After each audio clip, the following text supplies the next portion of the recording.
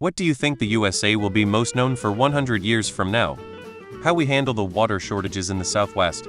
It will either be an insane migration disaster or a miracle feat of engineering. The resource wars, capturing the last large iceberg and towing it with 2 aircraft carriers. Probably something that happens between now and 2124 and not something prior. Making the prophetic film Idiocracy. The technology revolution since last 2 decades. Silicon Valley will be remembered in the same category as Florence, Venice for Renaissance. Its pivotal role in transforming humanity through the rapid escalation of technological development. Reddit is so petulant. US was the superpower that developed in the 20th century, became world superpower, developed advanced much of the world's technology that propelled the 21st century. Whether that stays remains to be seen, but to ignore its contributions in 21st century is revisionist. Toy Story 2. Technology, War and War Technology.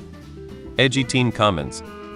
Probably something to happen within the next 100 years. Being the only country that adamantly refuses to use the metric system for the general public.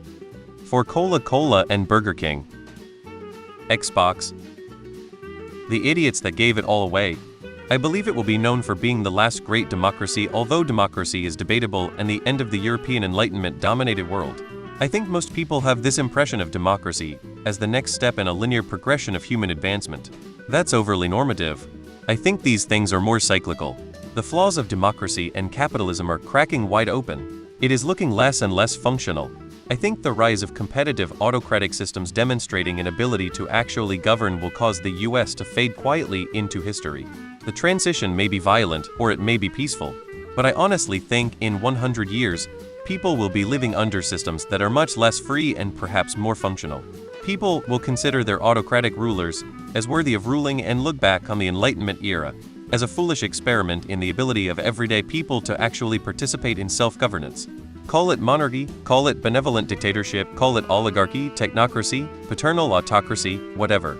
But my guess is that in 100 years people will have decided that order and efficiency is worth the trade-off of freedom and participatory governance. Hopefully abolishing the 2-party system. This brings out the worst in your population. You guys can't find mutual ground for anything because it means you're not pro-opposite of the other party. It's just very silly observing this from the other side of the planet. Rome 2.0. Cultural and business economics impacts at a structural level. Once fossil fuels are no longer an economic driver, these may become even larger. Having everything and fucking it up.